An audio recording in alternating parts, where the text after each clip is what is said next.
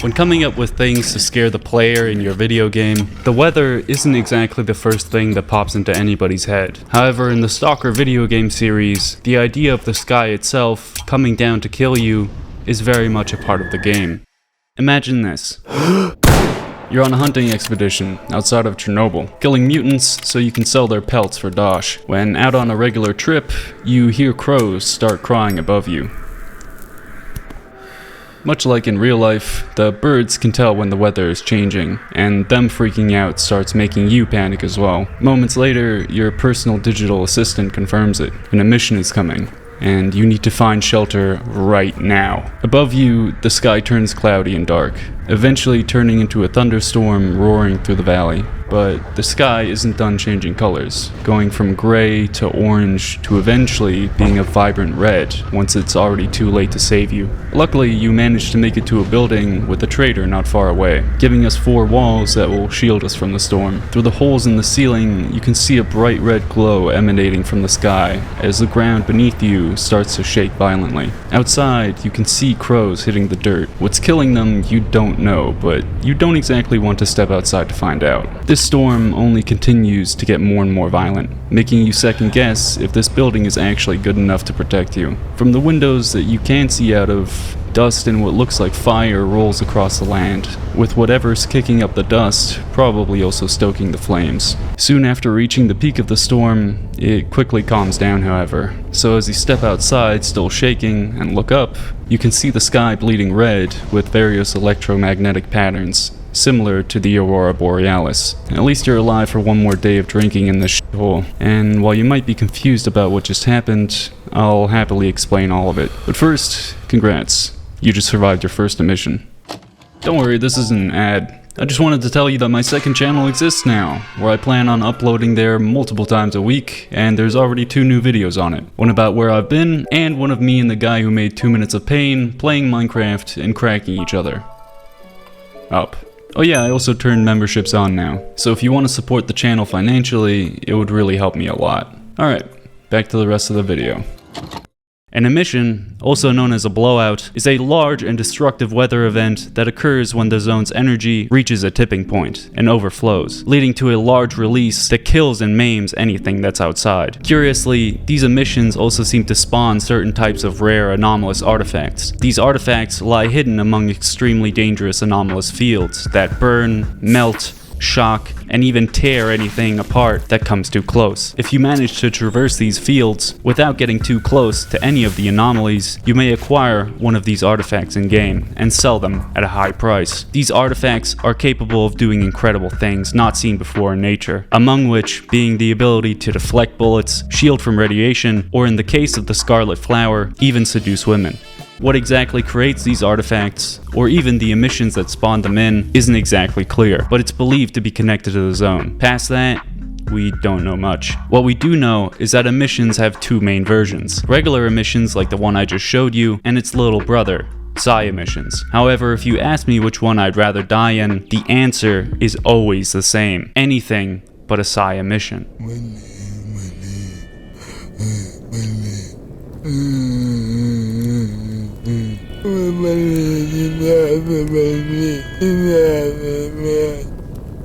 Psi emissions might not be as scary as its bigger brother, but the consequences of being outside during one are far more terrifying. At the start of a psi emission, you will see the sky darken before tornado sirens start to blare, giving everyone one last opportunity to run to safety. Above us, the sky becomes overcast as lightning and thunder can be heard roaring through the valleys. While not visible, extremely powerful waves of psi radiation pierce through the mind of any animal it can reach, corrupting both higher brain function and the physical appearance of living beings.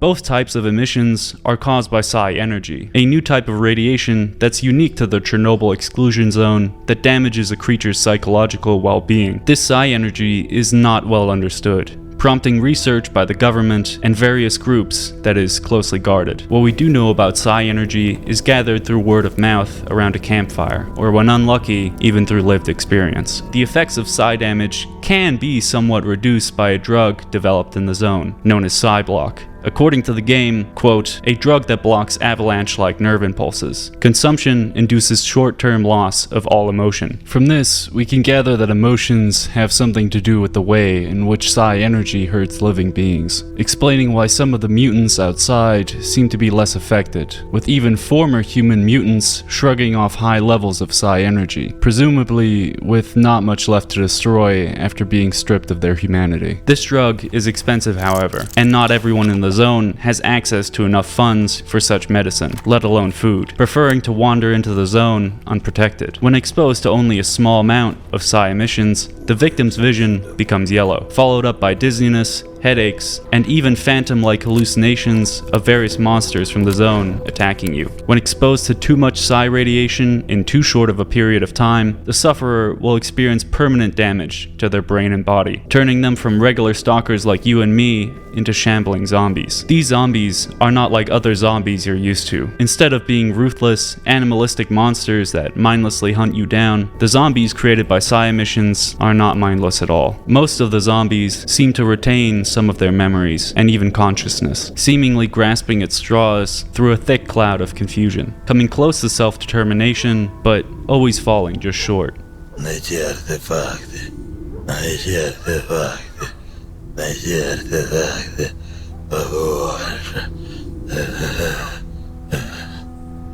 If you get close enough without being seen, you can also catch them huddled around a campfire for warmth while mumbling to themselves.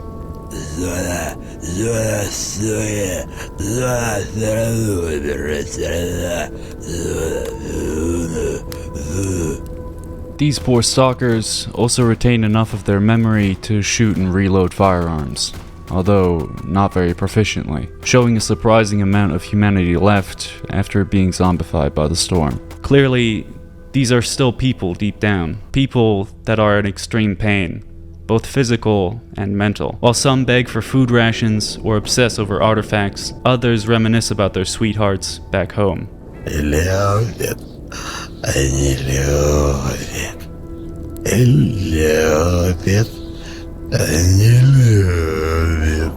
Or on very, very rare occasions, even cry.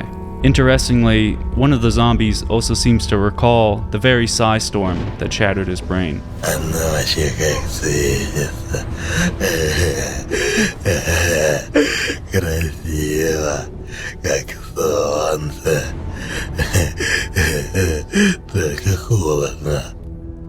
But the most tragic of these voice lines are without a doubt these ones.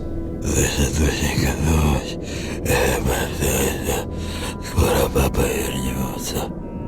Рейд, а мы скоро вернемся. Не переживай, Дедик, ладно? This stalker had a daughter with a mouth to feed, a mouth that only gets fed once his father returns from the zone. Unfortunately, he won't be making it back. Not all stalkers exposed to psi fields end up turning into zombies, however. Deeper into the zone, a machine appropriately called the brain scorcher can arguably do much worse. As the name implies, the brain scorcher gives off a massive amount of psi energy and is one of the many sources of these psi emissions. This scorcher serves as a layer of protection to stop stalkers from getting any closer to the power plant. But it doesn't stop. It's simply frying the brains of anyone who gets too close. According to legend, if one comes too close to the brain scorcher regularly, they'll be turned into zombies, having their higher brain functions completely destroyed. However, when the brain scorcher is fine-tuned, it has the ability to completely brainwash and control stalkers, making them into their slaves. These brainwashed stalkers are called monolith, with their name coming from the one thing they desire to protect the most. The monolith is a large, mysterious crystal found in the exploded reactor core of the Chernobyl nuclear power plant. This monolith also goes by another name, Wish Granter, allegedly holding the divine ability to grant any stalker his deepest and darkest desire. How the Wish Granter works isn't very well understood by us stalkers, but those who have managed to get close to the Wish Granter recall hearing it call out to them telepathically, asking them to get close. Твое желание скоро исполнится. Иди ко мне. Doing this is close to impossible though, as the Monolith faction have accumulated significant numbers and fight to the death no matter how much pain they go through. According to one Stalker who captured a Monolith soldier, they even go as far as to bash their own head in against a wall, likely to avoid punishment from their precious Monolith, who they worship like a god. Sneaking up on some Monolith at a campfire, we can actually hear some of them talk about the Monolith and how important it is to them. Но пришел тогда первый от Монолита и сказал: «Вразумитесь». Но не слушали они. Монолит — это свет и знание, знание и свет. Он вернется. Вернется. According to their dialogue, the Monolith is seen as a divine symbol of God that is to be protected, promising them salvation as soon as something returns to them, most likely mirroring the Christian belief of a rapture, where Jesus is said to return to earth and bring the pure souls back to heaven while leaving sinners behind during the end times. Much like zombies, these stalkers still remain human enough to feel, with one even confusingly reflecting on the ability to feel cold after being rained on. А вчера вода с неба. Мокро. Холодно. Мне холодно. Что я... здесь? Нет. Монолит. Великий монолит. But unlike the zombies, these Monolith stalkers can be freed, at least somewhat, regaining their free will once the Monolith is destroyed, but in the process, losing much of what made them human. This can be heard in the way they speak with a monotone demeanor, void of human emotion. Sadly, not all of them see it this way, with some still holding on to the Monolith's divine power and calling out to it in a desperate call for purpose. Монолит. Монолит. Вернись к покинутым детям своим. When not praying to the Monolith directly, the Monolith often pray at self-built religious monuments they build at various bases, most prominently at what used to be Pripyat's Palace of Culture before the city was abandoned. Here in the theater room, the Monolith has set up their base of operations, and as such, build a monument that they can pray to, mainly being comprised of trash. But in the middle, a portable psi emitter is present, allowing Monolith soldiers to enter a trance-like state where they can communicate with the Monolith directly and receive orders. Now with the Monolith destroyed, they can call out as much as they want, but they'll never hear anything back. Монолит. Он ушел от нас. Wait. We're only at 11 minutes? The monsters, yeah, the monsters. There are various monsters and mutants that live in the zone. Some boring, some interesting, but most of them very, very deadly. Some of these monsters were actually created by the zone, whether it was the psi energy damaging their brain and body, or simply the harsh environment of the zone forcing changes in their biology. These changes in biology are likely aided by the radiation surrounding Chernobyl, combined with a resilience to cancer, allowing creatures to evolve without dying, or, well, breeding. The effects of these mutations aren't only limited to animals, however, and I can't think of a single example that illustrates my point better than the snork. The snork, much like the zombies, was once a human whose mind has been broken by psi exposure and his body heavily disfigured by the zone. These disfigurements have adapted the snork to its environment, allowing it to not only run on all fours with extreme speed, but also leap at his targets, pinning them down and ripping them apart with his claws and teeth in a matter of seconds. Once his prey is dead, he eats the body raw, getting his fill before trying to find another scent trail for yet another victim. The snork is one of the zone's most efficient predators. Despite that, much of what made the snork once human is still very much recognizable. According to legend, these snorks are former soldiers and civilians sent to Chernobyl right after the reactor explosion. These people then turned into snorks once the first psi emission was released, the very same emission that led to the zone's creation in the first place. Typically, snorks wear whatever they had on when they became a snork, most recognizably the gas mask that always covers their face. These gas masks also cover their eyes, hindering the snork's already poor vision, so instead of relying on sight, the snork relies on scent instead. Since their nose is still in the gas mask, the snorkel loosely dangling from its face is how they smell, something they're terrifyingly good at, sniffing out prey almost like a bloodhound. Interestingly, a snork without a gas mask can also be spawned in. However, I'm not sure if these ever officially appear in the game. Across its body, we can also see countless open wounds revealed by the torn parts of what was once their clothing or military uniform, their biggest and most obvious wound being on their back, with so much flesh missing that their spine is exposed to the elements, likely not being able to support upright movement like it once could, leading to the snorks crawling around on the floor. One last detail I found fascinating about the snork is its missing lips, presumably biting them off, either as a desperate act of hunger or simply being too insane to value their own body. Two other humanoids are associated with psi energy, the burer and the controller. Instead of being created by psi energy, however, these beings seem to thrive on it. Unlike the snork, who is a product of the zone's harsh environment, these mutants are the result of genetic experimentation by the Ukrainian Secret Service. Specifically, genetic experimentation that aims to allow organic tissue to harness and control psi energy, or in simple non-big fancy words, trying to grant humans the power to use psi energy, and therefore turning them into super soldiers. While they were once unlucky criminals, chosen by the Secret Service to be experimented on, now they're disfigured monsters who escaped and roamed the zone aimlessly, feasting on corpses and using their new psychic abilities to harm any stalker they come across. The burer is less intelligent and more mutated compared to the controller. This doesn't mean they're dumb, however. Burers are easily some of the most intimidating enemies in the zone, with one even being smart enough to lure the player with the sound of a crying baby, not only recognizing our desire to help babies when they cry, but using this as a bait tactic to lure us into an ambush. Call an ambulance! Call an ambulance! But not for me!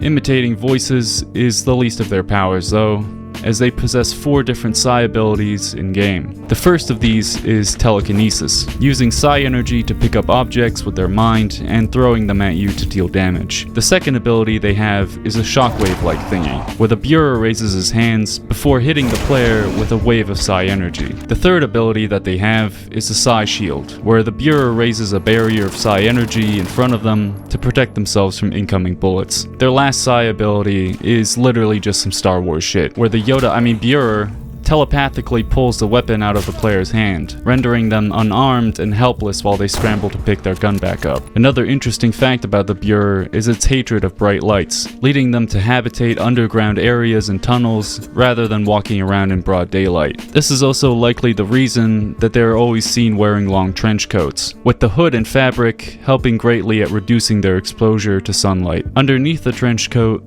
the skin of the burer seems heavily disfigured, almost resembling a burn victim. Despite looking like a person with thoughts and feelings, these burers have still lost most of what made them human, never seen speaking with each other or sharing ideas, more focused on survival and finding a fresh body to eat. The same can't be said about the controller, being not only highly intelligent, but also possessing almost godlike psychic abilities. The controller is easily one of, if not the single most dangerous mutant you can run into in the zone. While the Giant and Chimera are feared for their physical strength and power, the controller is more dangerous due to its manipulation of its victims' minds, manipulating their perception and possibly even zombifying stalkers at will. As the name implies, a controller can control the minds of his victims, making them hallucinate and undoubtedly instilling an immense amount of fear. These hallucinations range from the phantoms of monsters mentioned previously to hallucinating zombies as friendly allies,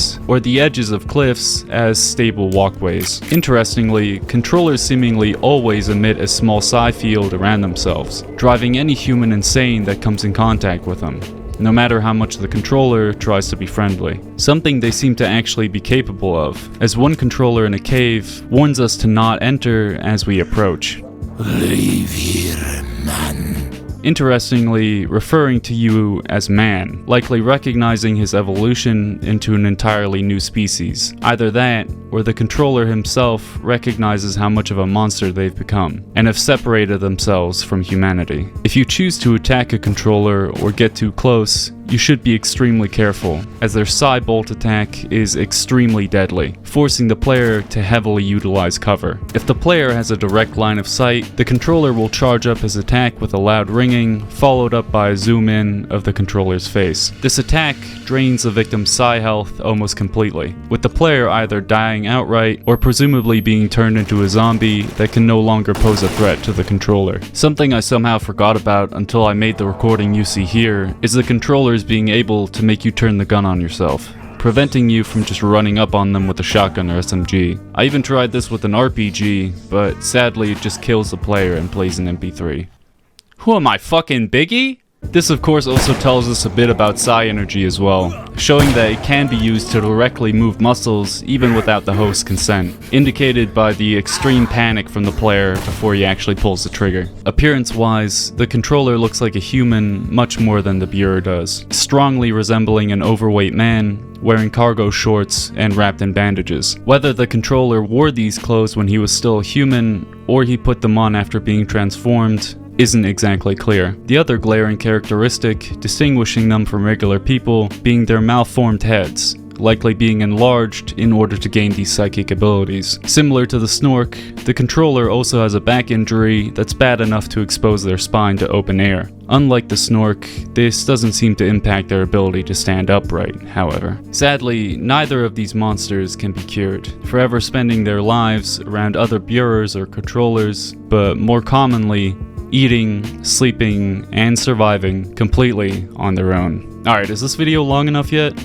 Alright, dope. If you want to play this game for yourself, by the way, you can do so completely for free, as both Stalker Anomaly and the mod pack I'm using in this video, Stalker GAMMA, are completely free to play and probably 2 times as good as Stalker 2. Before this video ends, I just want to give a huge shout out to Stalker Info. He actually made a video about these voice lines first, and I wanted to make a video that sort of expands upon that and explains the lore behind them. Without him, this video would have never been made, and I just want to give credit because he kind of came up with it first. I also want to give another big shout out to the Anomalous Dugout. He makes a bunch of really good videos talking about the lore of Stalker, and I pretty much just binge watch all of his content to help make the video you just watched. Definitely give him a watch if you're interested in the lore, because there's a lot I didn't cover. I'm sorry if you expected this to be 3 hours of pain. That video is just a massive amount of work, and it's just gonna take a little bit longer to make. I'm also sorry for disappearing for a few months without notice. I honestly didn't think people would care about me being gone, but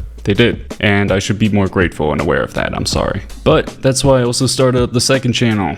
Give you guys some slop while you wait for the good stuff. I'm really excited to upload on that channel because the standards I've set for myself on this one are just way too high. There's also a lot of videos I want to make that wouldn't really fit what people expect of this channel, so I'd love to do some commentary about stuff I find interesting. Oh yeah, as mentioned earlier, I now have channel memberships turned on, so if you want to help me go from spending $3 a day on food to $5 a day on food, I would really appreciate it. I wish that was a joke, but it's not. I'm poor as hell right now. Oh yeah, I also turned on super thanks. So if you would rather just give me $5 instead of it being a subscription, you can hit the 3 dots next to the share button and just support the channel like that. Of course, I'll heart your comment and reply to it and stuff since it's such a big help. I know it might just seem like I'm being greedy, but the ad revenue money really isn't that great if I'm just making super long, super high effort videos that take a long ass time to produce. I unfortunately do have to do this stuff to make sure I can keep giving y'all videos full time. So yeah. I'm sorry this video took 4 months. I promise I'm making 3 hours of pain as fast as I can, but it's just taking forever. Either way, thank you so much for watching. Thank you for staying till the end of the video and the end of this rant. Bye.